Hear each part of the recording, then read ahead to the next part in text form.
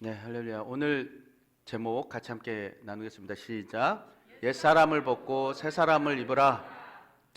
옛사람을 벗고 새 사람을 입으라. 제가 과거에 그 고등학교 30년이 넘네. 원래 어리 벌써 고등학교 보니까 30년이 넘어가네요. 예, 죄송합니다. 여기 어르신들도 계시긴 한데 저도 꽤 됐네요. 연식이.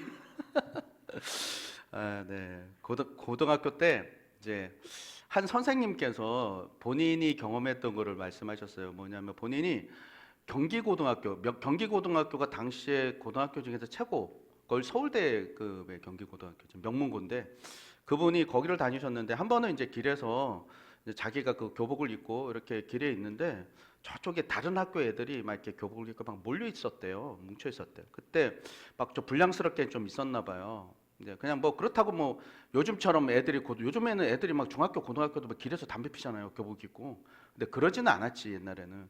그렇게 하고 있는데 자기 옆에 어떤 한 어른이 계셨어요. 어른이 이렇게 보시더니 자기한테, 걔네들한테 얘기 안 하고 자기한테 이러더래요.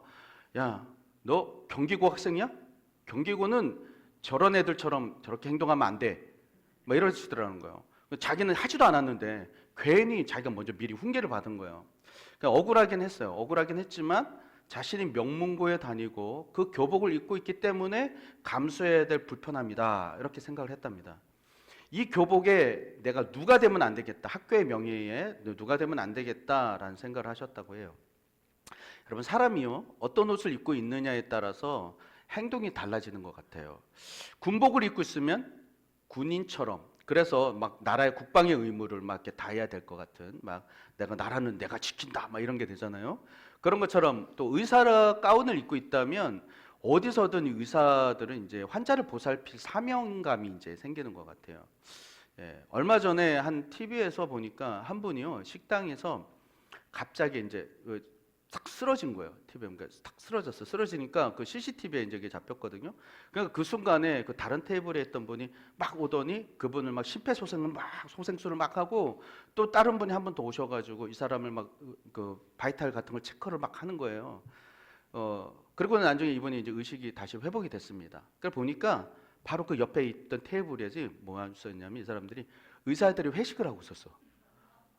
그래가지고 이분이 무슨 종합병원 마냥 종합병원에서 진료받은 그것도 과도 여러 개가 있었더라고요. 그렇게 해서 진료가 이분이 회복이 돼가지고 예, 되는 것을 봤습니다. 참 뭐 하나님 은혜죠. 예, 세상 사람들 운이라고 그러겠지만, 예. 여러분, 이렇게 우리가 무슨 옷을 입고 있느냐에 따라서 우리의 마음의 생각과 그것으로부터 나오는 행동이 달라져요. 오늘 본문은 옛 사람의 옷을 벗어버리고 심령이 새롭게 되어 새 사람을 입으라고 합니다. 그럼 우리가 벗어버리지 못한 옷이 무엇이고 새 사람을 입고 어떤 삶을 살아야 하는가? 요거를 우리가 이제 오늘 살펴볼 겁니다. 지난 시간까지 우리가 4장, 여러분 말씀드렸죠. 1장부터 3장까지는 교리 부분이고 그 다음에 4장부터 6장까지는 실천 부분이에요. 자, 처음에 시작했던 4장 실천 부분 앞부분에서 우리 성도는 예수님의 십자가로 부르심을 받은 사람이다. 십자가로 인해서 우리는 부름을 받은 사람이다. 그렇게 했어요. 그리고 그 부르심에는, 우리를 부르신 그 부르심에는 주님이 목적이 있다는 거예요. 목적. 부르심에 대한 합당한 삶이 있다, 이것이죠. 그래서 부르심에 합당하게 살기 위해서는 성령의 인도함을 받아서 성령이 하나 되시게 하심을 따라서 힘써 싸워야 된다, 살아야 된다. 그러니까 부르심에 맞게끔 우리는 성령의 인도함을 따라서 힘써 그에 따른 삶을 살아내야 된다는 것이죠. 그러면 이렇게 힘써 지킨다는 게 뭐냐, 힘써 부르심에 합당하게 산다는 건 뭐냐, 각자 주신 은사들이 있다고 그랬어요. 은사, 뭐 가르치는 은사, 여러 가지 은사들이 있었죠. 그 은사대로 예수님의 몸인 교회를 섬기고 성도를 서로 세워주는 바로 그런 역할들을 해야 된다. 그렇게 되면 어떻게 되는가? 부르심에 합당한 삶을 살게 되는 것이고, 뿐만 아니라 예수 그리스도의 몸인 교회가 세워진다. 이 얘기를 말씀드렸죠. 자, 오늘은 이렇게 성도가 하나 되는 것을 방해하는 옛사람이 무엇인지를 설명합니다. 또한 그 옛사람을 벗어버리라고 말하는 그 바울의 의도와 그 뜻이 무엇인지를 살펴볼 것이에요. 자, 17절입니다. 17절 한번 볼까요? 자, 17절 시작. 그러므로 내가 이것을 말하며 주 안에서 증언하노니 이제부터 너희는 이방인이 그 마음에 허망한 것으로 행한 같이 행하지 말라. 이렇게 됐죠. 그러니까 바울이 주 안에서 증언하노니라고 돼 있잖아요. 저건 무슨 말이냐면 이것도 주님의 권위와 권세로 말한다. 내가 주님의 권세와 권위로 말한다라고 얘기해요. 그러면서 힘줘 말하는데 그 말하면서 선생님 다시 한번 띄워 주실래요? 예, 그 앞에 17절. 네. 네, 거기 보면 저 중간에 보면 너희는 이방인이 그 마음에 허망한 것으로 행한 같이 행하지 말라. 그렇게 돼 있어요. 내가 권위 있게 말하는데 그 말의 내용은 뭔지 아냐? 이방인이 그 마음에 허망한 것을 행한 같이 너희가 행하지 말아야 해라고 얘기하는 것이죠. 여러분, 여기서 이방인은요 누구냐면 예수님을 믿지 않는 사람들, 예수님을 받아들이지 않는 사람들, 그런 사람들입니다. 또한 그 마음에 허망한 것에서 이 허망이란 단어는 뭐냐면 마타이오테스라는 단어인데 공허, 결과가 없음이란 단어예요. 공허, 결과가 없음. 그러니까 예수님이 그 마음에 없는 사람은 절대 결과가 없고 공허한 것을 쫓아다니는 거다. 결과가 없다라는 거예요. 한마디로 목표가 없다는 얘기죠. 아니 목사님 무슨 말이세요? 나는 예수는 안 믿지만 내 인생 플랜을 다 짜놓은 사람입니다. 나 계획대로 사는 사람이에요. 플랜맨이에요 저는. 이렇게 말씀하시는 분들도 있겠죠. 그러나 그 계획들이 의미가 없다는 겁니다. 뭐냐면 내 계획 속에 주님이 없고 내가 추구하는 것이 물질과 돈에만 있고 늘 생각이 세상 것에만 머물러 있다면, 그래서 세상적 목표를 이루고 산다면 공허하고 허무하다는 거야. 공허하고 허무하다. 누가복음 12장에 한 부자가 막 곡식을 많이 벌었습니다. 돈을 많이 벌고 추수를 많이 했습니다. 그리고는 이 사람이 곡식들을 쌓아놓을 곡간이 없는 거예요. 너무 많으니까. 그래서 곡간을 좀 더 크게 지었습니다. 크게 지었어요. 그리고는 이제는 거기다 재물을 쌓아놓고는 이제는 평안히 쉬고 먹자 이렇게 했어요. 그날 주님이 말씀하신 게 뭐냐면 그를 데려가면 그의 것이 누구의 것이 되겠느냐. 자신을 위해서 재물을 쌓아두고 하나님께 대해서 부여하지 못한 자가 바로 이와 같다라고 얘기했어요. 그러니까 그럼 재물을 모으고 쌓으면 안 된다는 겁니까, 목사님? 아니에요. 그게 아니라 마음이 문제라는 겁니다. 마음. 이방인들은 마음에 예수님이 없으니까 추구하는 것이 허망한 것, 결론이 없는 것, 공허한 것이라는 거예요. 재물을 쌓아서 예수님 자리를 채우겠다는 거거든요. 예수를 모르니까 어쨌든 나의 공허함들을 재물로 채워보겠다. 그러나 그것은 터진 항아리라는 거예요. 밑에 터진 항아리. 아무리 열심히 모아도 공허한 것이에요. 진정한 목표가 없는 것입니다. 그러니 먼저 마음에 무엇을 담느냐, 내 마음이 중요한 거예요. 마음에 뭘 담느냐, 그게 중요해요. 그 마음에 예수님을 받아들이고 담아야 되는 거죠. 예수님만으로 채워지는 자리가 있다고 그랬죠. 우리는 존재 가치의 사람들이지 소유 가치로 사는 사람들이 아니다 그렇게 말씀드렸습니다. 존재 가치는 뭐냐면 나의 존재, 내가 예수님의 자녀됨, 바로 이 존재로 우리는 사는 거예요. 단지 내가 뭘 갖는 것에 의해서 소유 가치로 내가 살아가는 사람이 아니라는 것이죠. 마음이 중요하다. 그 마음에 예수님을 받아들이고 거기에 성령님께서 오셔서 그를 이끌어서 의미 있는 삶으로 인도해 가시는 거예요. 내가 주님을 받아들이면 내 안에 성령님이 오셔서 날 끌어가신다. 그런데 마음에 예수님이 없고 밀어내는 것이 허망한 이방인의 모습이다, 이 얘기입니다. 여러분, 팀 켈러 목사님이라고 계십니다. 미국의 유명한 목사님인데 팀 켈러 목사님의 탈기독교 시대의 전도라는 책이 있어요. 탈기독교 시대의 전도라는 책에 보면 지금 서구 사회와 뿐만 아니라 우리나라 같은 기독교 영향력 아래에 있는 이런 나라에서 지금 기독교의 영향력이 감소하고 있는데 이것을 탈기독교 시대라고 이분이 정의를 하셨어요. 이 책에 따르면은 지금 현 시대, 지금 살아가는 우리 현 시대 이전까지는 어땠냐면 보편적으로 사람들이 초월적이고 초자연적인 세계를 인정했어요. 뭔가 초월적인 것이 있어 라고 인정했단 말이에요. 그리고 그것을 추구하고 그것을 향해서 막 아무것도 모르는데 달 앞에서 막 정한수 떠놓고 빌고 뭐 이런 것들 뿐만 아니라 절대적인 도덕과 가치가 있다고 여겼어요. 그래도 사람이 그렇게 하면 안 되지, 하나님 믿는 사람이 그렇게 하면 안 되지, 이런 게 있었단 말이에요. 그에 맞게 삶을 살았어요. 그리고 죽은 후에 사후에 무슨 분명한 약속이 있다. 이것들을 믿는 믿음이 사람들에게 있었단 말이에요. 현 시대 이전에는. 그러나 지금은 개인의 자유를 중요하게 여겨요. 개인의 자유. 그리고 다원주의가 되면서 다원화돼서 막 여러 가지. 그러니까 인간이 순응해야 할 초월적 세계가 존재하지 않아. 무슨 하나님이야 이런 거예요. 그 죄의식이나 초월성에 대한 생각이 없고 전통적인 신앙이 약해졌어요. 점점 신앙이 약해지는 거예요. 그래서 죽은 이후에 대해서 믿지 않아요. 그런 시대가 지금 시대란 말이에요. 그러면서 만약 지금 시대는 이렇게 얘기합니다. 지금 구원이 필요하다면 그 구원이 필요하다던 바로 그 생각으로부터 구원이 되는 것이 필요해. 구원 같은 거 필요 없어.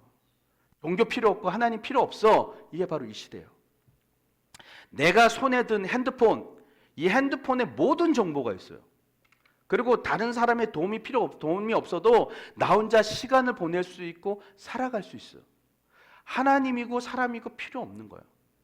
결론적으로 하나님이 주인이 아니고 내가 세상의 중심이고 내가 결론이라는 거예요. 이게 현 시대예요. 내게 있어서 좋고 기쁘면 선이에요. 그리고 내가 불편하고 내가 싫으면 악이야. 그러니까 이런 자기 중심성으로 타인이나 다른 사람이나 상황, 다른 환경에 대해서 공감력이 떨어지는 거예요. 나랑 무슨 상관이야 그게? 누가 막 다쳤어. 나랑 무슨 상관이야? 핸드폰 보고 막. 문제가 생기면 핸드폰에 손이 가고 핸드폰 손으로 막 숨는 거예요.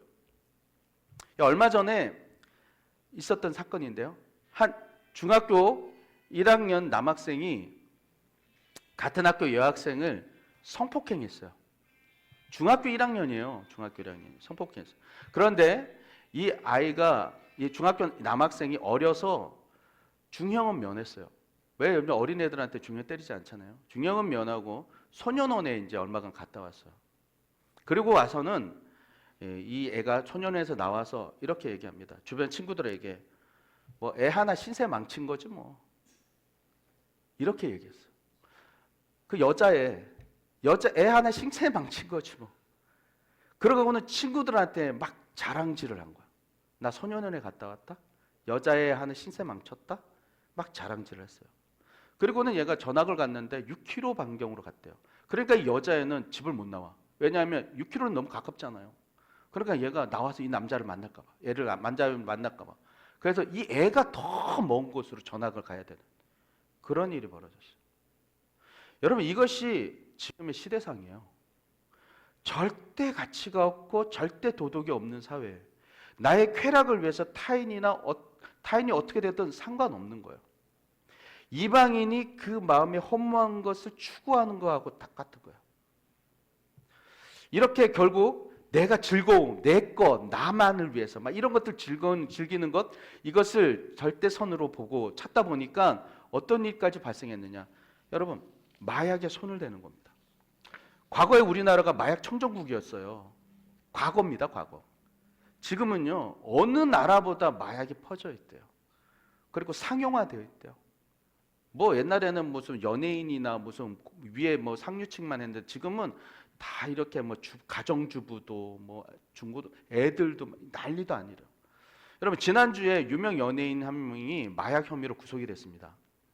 그래서 그 문제를 가지고 김현정의 뉴스쇼라고 제가 아침에 주로 듣는 그 프로거든요.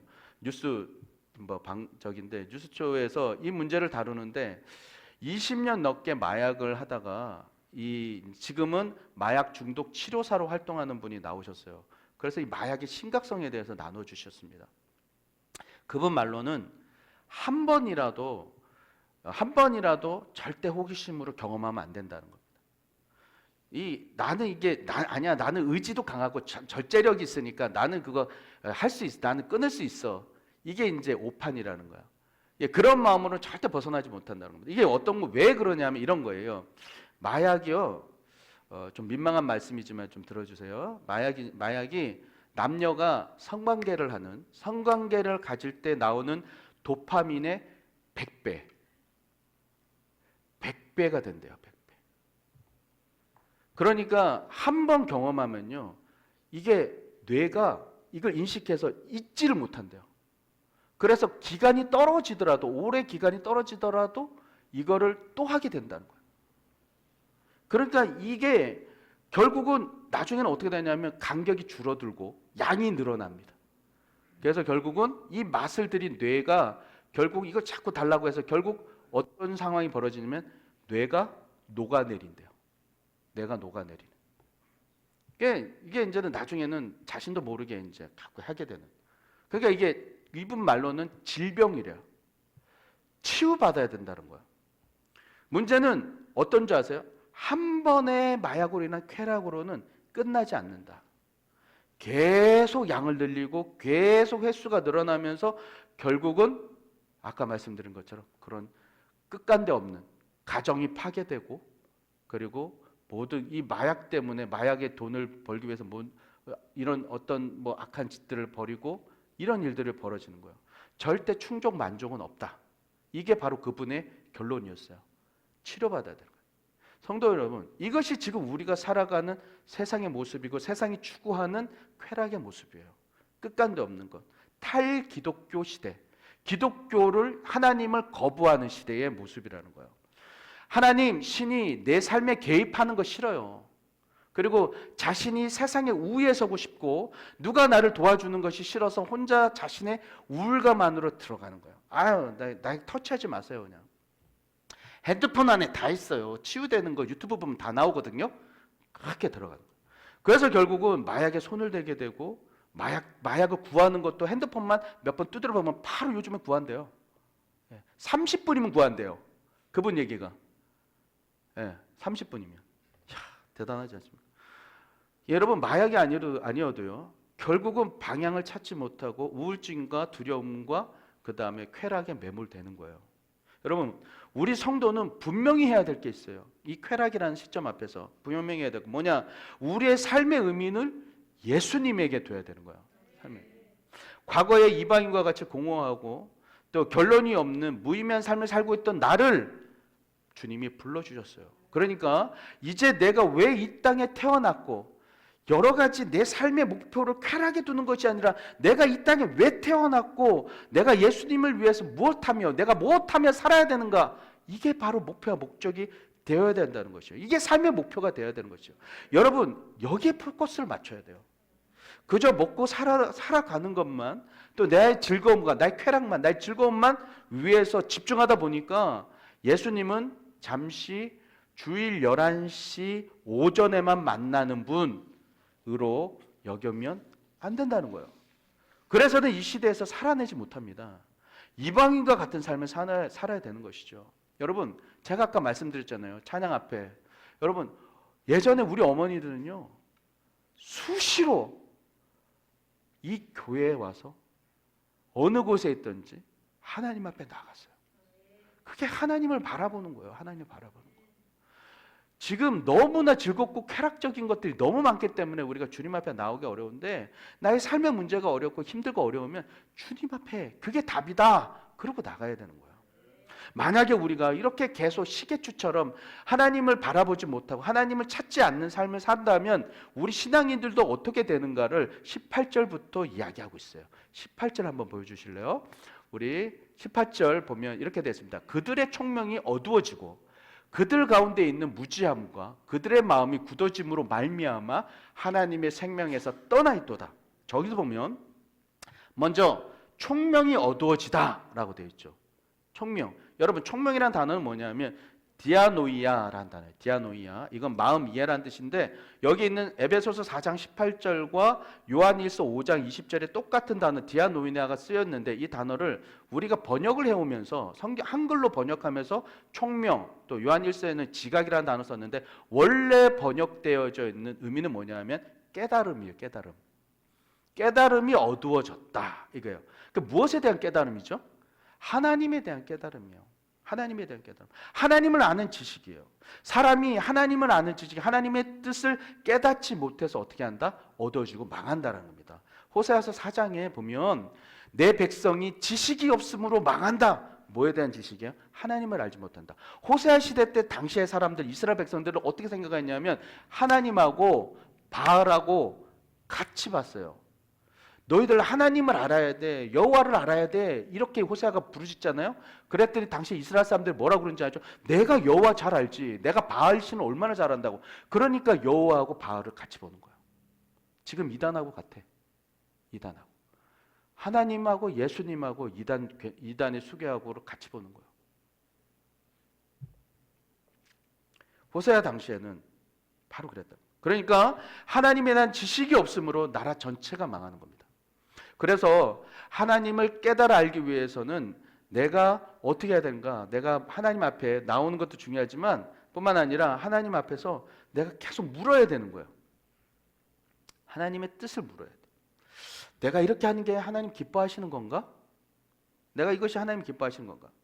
주님을 만나는 이 예배를 하나님께 이렇게 드리는 것이 기쁜가?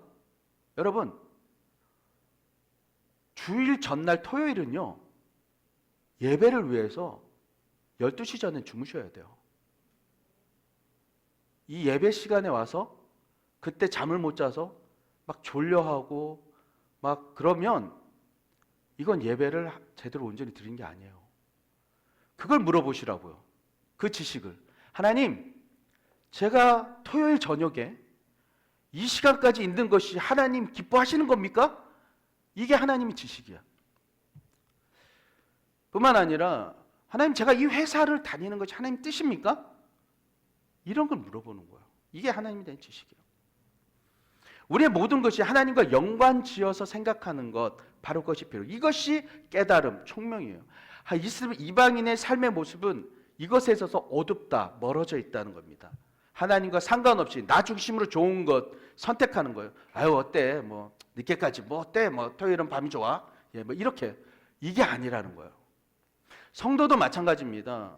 내가 주님보다 더 앞서 있는 것이 무엇인가? 주님이 주인 되지 않고 보이지 않는다면 총명이 어두워져 있다는 거예요. 그러니까 내가 주님보다 내가 주인 되려고 하는 게 뭔가? 이것에 대해서 알아봐야 돼요. 그러면 이러지 않으면 어떻게 되는 줄 아세요? 조금씩 멀어져요. 조금씩 멀어져. 조금씩 멀어진다. 두 번째로 이방인의 특징은 18절 하반에 보면 무지함과 그들의 마음이 굳어짐으로 하나님의 생명에서 떠났다 이렇게 됩니다. 그러니까 이렇게 총명, 깨달음에서 점점 멀어지잖아요. 그러면 어떤 일이 발생하냐면 무뎌져요. 무뎌져. 계속 내가 하나님에서한테서 멀어지는데 내가 죄악 가운데 있는데 이거를 깨닫지 못하고 무뎌지는 거예요. 무뎌져. 우리 내면에 이미 어떤 상태냐면 우리는 주님 앞에 구원의 단계를 걷고 있지만 그러나 우리는 어때요? 우리 안에 아담으로부터 오는 원죄가 있어요. 원죄의 근원적인 죄가 돼 있다면 여러분 우리가 태어날 때 선한가요? 우리는 악하게 태어났단 말이에요. 선악설. 그래서 악하게 태어났기 때문에 우리 안에 죄가 있기 때문에 우리가 이걸 어떻게 누르는 거냐? 우리를 가만두잖아요. 나를 가만두면 어떤 일이 발생하냐면 나도 모르게 즐거운 것들을 하게 되어 있어요. 죄에는 기쁨이 있어요. 즐거움이. 그러니까 나는 가만두면 점점 하나님을 멀어가게 했단 말이에요. 그러면 이걸 막으려면 어떻게 해야 되는가? 주님 앞으로 계속 이 죄악성들 이것들을 눌러야 되는 거예요. 그게 뭐냐? 예배와 기도와 말씀과 하나님을 바라보는 거란 말이에요. 죄에 무뎌집니다. 이것이 반복되면 점점 무뎌지게 돼요. 죄에 대해서. 그러면 결국 세 번째 어떻게 하냐면 감각 없는 자들이 되어서 방탕에 방임하게 되는 거예요. 19절이에요. 19절에 보면 그들이 감각 없는 자가 되어 자신을 방탕에 방임하여 모든 더러운 것을 욕심으로 행하되 이렇게 됐어요. 그러니까 죄를 쌓다 보면 어떻게 되냐면 점점 무뎌져요. 말씀드렸죠? 내가 이게 감각 깨달음이 없으면 내가 이거 하나님 뜻대로 해야 되나 안 해야 되나? 이번만 괜찮아. 내가 이번은 그냥 어때? 한번 빠지는 거 어때? 뭐 점점 이렇게 하다 보면 어떻게 돼요? 무뎌져요. 무뎌지면 어떻게 되죠? 이제는 포기하는 거예요. 나란 자식이 그렇지 뭐. 나 같은 게 원래 그렇지 뭐. 이렇게 되는 거예요. 그리고는 죄를 탐닉하는 거예요. 자포자기하게 돼요. 구덩이에서 허우덕대는 거죠. 여러분 강원도 정선에 유명한 카지노들이 많은 거 아시죠?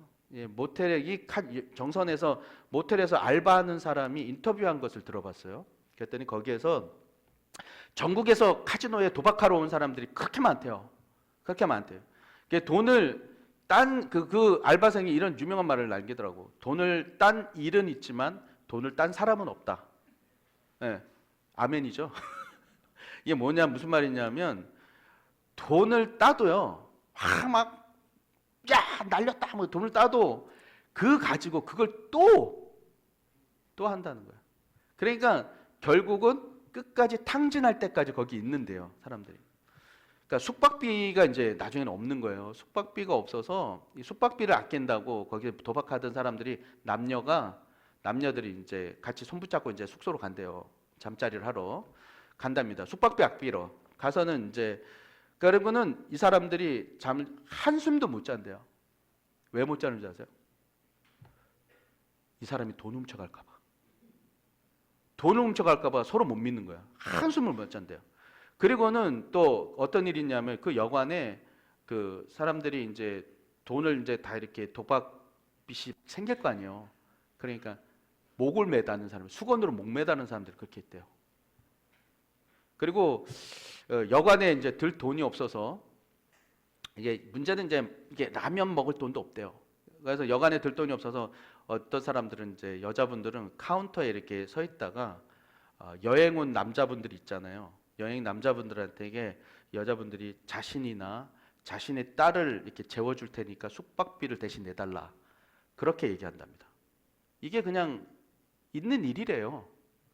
아니 그래서 제가 딸은 그러면 왜 거기다 반항하지 않죠? 그러니까 인터뷰하는 사람이 물어봐요. 딸은 괜찮냐고 그랬더니 이 딸은 이런 거예요.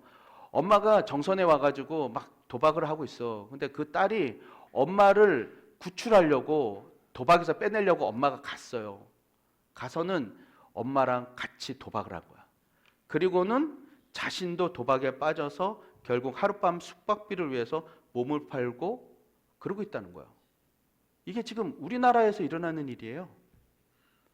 여러분, 이 사람들이 처음부터 이런 사람들이었을까요? 멀쩡한 가정을 이루었던 사람들이었을 거예요. 그러나 조금만 더 따면 조금 더 대박, 조금 더 막 이러다가 욕심이 죄를 낳고 죄가 사망을 낳은 거예요. 죄의 구렁텅이에서 완전히 방임한 상태가 돼버린 겁니다. 이게 바로 자포자기 포기한 거예요. 자신을 난 원래 그런 사람이야 라고 그렇게 만들어버렸어요. 우리가 신앙적으로도 한두 번 주님을 만나는 것을 놓치잖아요. 그것이 쌓여서 결국은 무뎌지게 됩니다. 주님을 향해서도 내 마음에 인색함이 자리 잡기 시작해요. 그런 과정들을 통해서. 그리고는 결국 섬기는 거가 아까워져. 주님 앞에 섬기는 게 아까워지는 거예요. 그리고는 그것이 점차 굳어지는 거예요. 내가 하나님 앞에 축복받는 것은 당연한 거야. 나는 하나님을 축복하는 분 당연히 축복받는 거예요. 그러나 내가 흘려보내야 할 때는 마음이 굳어져 버리는 것이죠. 그리고는 이러저러한 일이 쌓이다가 이것들이 쌓이다가 시험거리가 오면 원래 나는 기독교가 안 맞았어. 예. 하나님이 내 인생에 도와준 게 뭐가 있어? 내 인생 홀로서기야. 독고다이야 독고다이. 원래 이렇게 하고 떠나가 버린 것이죠. 주님을 마음에서 밀어내버립니다. 교회를 떠나가는 것이죠. 그래서 더 무뎌지고 자신을 방임해 두는 결과가 생기는 거예요. 한 번, 두 번이 쌓이는 거예요. 그러니까 제가 예배를 빠지지 말라 그러는 거예요. 가급적이면 인터넷 말고 현장에 오셔서 드려야 돼요. 왜냐하면 현장에서 드려지는 하나님의 충만한 기름 부음과 성령의 인도하심이 있고 또 이 공간에서만 주시는 복이 따로 있어요. 그거를 누리시기 위해서 꼭 오셔야 돼요. 이 안에 내가 무뎌질 거를 계속 깨서 내가 회복돼야 되는 거예요. 여러분, 하나님 뭐라고 그랬냐면 이런 삶을 성도의 삶이라고 하지 않으셨어요. 이방인의 삶이다 라고 얘기했단 말이에요. 그럼 우리 성도는 어떻게 살아야 합니까? 20절에서 보면 너희는 그렇게 배우지 아니했다 얘기했어요. 누구한테 배웠다는 것인가요? 예수님한테 배우지 않았다는 거예요. 예수님한테 너희가 배웠는데 예수님이 가르친 게 그게 아니라고 얘기해요. 그럼 예수님은 뭘 행하고 뭘 가르쳤는가? 주님은요 늘 하나님의 뜻이 무엇인지 깨닫고 그것을 향해 나아가셨어요. 오직 하나님의 뜻을 이루려는 것이 이분의 목표였다고요. 십자가를 향해서 죽는 것이 이분의 목표였어요. 바로 이것이 예수님의 그런 어떤 하나님을 향한 뜻을 이루는 것이 하나님의 목표였고, 두 번째는 뭐냐면 예수님은 제자들에게 교훈을 주시고 그들을 세우는 것이 주님의 목표였어요. 주님의 3대 사역, 선포, 가르침, 치유, 이 모든 것이요, 제자들이 하나님을 알고 그 뜻을 전하는데 집중할 수 있도록 하는 게 예수님의 목표였단 말이에요. 그러니까 결국 예수님은 하나님과 성도를 위해 삶을 사셨다는 거야. 그래서 바울은 우리가 예수님께 배운 대로 허무한 세상의 것, 결론도 없는 세상에 집중하지 말고 하나님께 배운 대로 하나님 나라를 위해서, 그리고 그 영광을 사람들에게 전함으로 그들을 세우는데, 그 성도들 세우는데 집중해야 된다라고 얘기하는 것입니다. 더 이상은 세상의 유혹에 자신을 방치하지 마라, 이렇게 얘기하는 것이죠. 그래서 과거의 옛사람, 옛습관 버려라. 삶을 바꾸라는 거야. 삶을 바꿔라. 그리고 무엇보다 마음 심령을 깨끗하게 해라. 새롭게 해라. 의와 진리로, 하나님의 의와 진리의 거룩함으로 지으신 새 사람의 옷을 입어야 돼. 우리를 자꾸 거룩하게 만들어야 돼요. 목사님 가시적인 거 아니에요? 아니에요. 계속 주님으로 채워야 돼요. 여러분, 기도원에 올라가서 막 기도하고 하나님 앞에 막 기도할 때, 진성재 그래 본 적 있죠? 예. 기도할 때는 우리가 막 성이 충만해. 저도 옛날에 금식기도원, 강남 금식기도원 막 청년 때 다닐 때 막 제가 열흘 금식을 갔다는 거 아닙니까? 그때 속 빠졌던 것이 언제 이렇게 부었는지 다시 막 그 열흘 금식을 막 하는데 어떤 분이요 저한테 그랬어요. 자기가 딸이 있대. 자기 딸이. 제가 이제 20 후반 때였거든. 자기가 딸이 있는데 딱 너 같은 애한테 소개시켜주고 싶대. 큰일 날 뻔했어. 그분이, 아니 젊은 청년이 와가지고 금식한다고 하나님 앞에 막 기도하니까, 그리고 그분하고 대화를 나누는데 제가 너무 홀리하게 대화를 나누잖아요. 막 금식하니까 주님밖에 없습니다. 막 이렇게 막 대화를 나누니까 이분이 막 보면서 내가 딸이 있는데, 근데 살짝 안타까웠던 게 있어요. 이분이 약간 대머리였거든. 이게 유전이 될 수 있단 말이야. 그러니까 막 그렇게 저를 막 그렇게 하셨어요. 그러고는 내려와서 어떻게 돼요? 며칠 상간으로 세상으로 다시 컴백. 예, 여러분, 바로 이런 거야. 우리가 계속 하나님으로 채워 넣어야 돼. 그럼에도 불구하고 제가 그 순간에 또 업그레이드 됐던 거예요. 그런데 여러분, 우리는 주님의 뜻을 깨달아야 돼요. 주님으로 살아가야 되는 겁니다. 이것이 출발점이 돼야 돼요. 이렇게 깨닫기 위해서는 늘 주님을 생각하고 주님을 생각할 수 있도록 예배의 자리, 기도의 자리에 나아가는 거예요. 그리고 전심으로 예배드리고 주님을 자꾸 찾으면 주님을 만나 주시는 거예요. 김미진 간사님이 그런 얘기를 하시더라고요. 밤에 자기 전에 자신이 하는 일이 있대요. 뭐냐면 자신이 하루 동안에 죄악되었던 것들, 그리고 음성 앞에 순종하지 않았던 것들을 정리하는 시간을 갖는데요. 혼자 이렇게 가만히, 하나님, 제가 하나님 앞에 악하게 혹은 하나님의 음성 가운데 순종하지 않았던 게 있나요? 라고 이렇게 한다릅니다. 그런 시간을 갖는 거죠. 유기성 목사님도 그 하루의 마무리할 때 감사일기를 쓰세요. 우리 영감일기 하잖아요. 감사일기를 쭉 쓰시면서 뭐냐면 하나님께로 교정하는 시간을 갖는 거예요. 하루 동안 내가 주님 앞에 쭉 떨어져 있었고 주님 앞에 무뎌져 있었던 것들을 다시 하나님 앞에 다시 새롭게 파릇파릇한 영을 회복시키는 그 시간을 갖더라는 겁니다. 나의 상태가 어떻게 되어 있는가를 다시 계속 점검하는 것, 이게 정말 필요하다는 것이죠. 이게 성도의 삶입니다. 제가 지난 목요일에, 그날 제가 몸이 무척 피곤했습니다. 몸이 피곤해서 집에 가고 싶었어요. 근데 이제 아내가 이제 왔어요. 내가 피곤하다니까 들어가. 한비가 밤 10시에 이제 학원이 여기 둔산동에서 끝나거든요. 그러니까 10시에 여기 있다가 10시에 애를 데리고 가야 되는 거예요. 그러니까 저한테 그런 거예요. 들어가, 내가 할게. 그래서 내가 그래? 그러고는 버스 타고 가려다가 그래도 유치원에서 이렇게 쇠가 빠지고 고생해온 사람인데 아니야, 자기 들어가 하고는 제가 이제 기다렸어요. 그래서 오전 9시부터 밤 10시까지 하루 종일 제가 거의 전 교회에서 이렇게 있습니다. 예.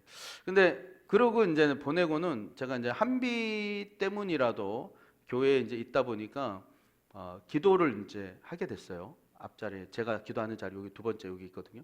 기도를 쫙 하게 됐습니다. 가만히 앉아 있었어요. 근데 그때 제 마음에 주님이 싹 찾아오시는 거예요. 찾아오셨어요. 그동안에 이제 부흥회다 그리고 뭐 이거 뭐다 이렇게 뭐 일하고 뭐 이러다 보니까 늘 쫓기고 마음이 분주해서 기도를 해도요. 기도자리 앉아 기도를 해도 마음이 떠 있는 느낌이었어요. 그날은 근데 주님이 제 안으로 깊게 들어오는 그런 경험을 하게 됐습니다. 그러면서 제가 느끼는 것이 나의 영적 상태가 무뎌져 있네. 내가 공중에 떠 있네. 이걸 제가 깨달은 거예요. 여러분, 목사가요, 담임 목사가 영적으로 무뎌져 가면 말씀 속에 들어가서 그 깊이 있는 주님의 말씀을, 그 감격을 끄집어내는 거예요. 말씀을 분석해서 말할 수는 있는데 그 말씀 안에 있는 감격을 전달 못하는 거예요. 이게 무뎌지면. 그리고 교회를 이끌 영적 분별이 흐려져요. 그리고 주여 나왔네. 교회가 부흥하지 않는 것에 대해서 두려움과 염려가 생기기 시작하는 거예요. 그런데 주님께서 그날 제가 주님 앞에 홀로 조용히 앉았을 때 주님이 제게 다가오셨어요. 그리고 제 상태를 깨닫게 해주십니다. 그리고는 분주함을 내려놓아라. 그리고 주님의 십자가 감격, 주님의 실제하심을 다시 누리게 하시더라고요. 성도 여러분, 제가 이렇게 말씀드린 건요, 무슨 담임 목사가 이두성 목사라는 사람이 저래?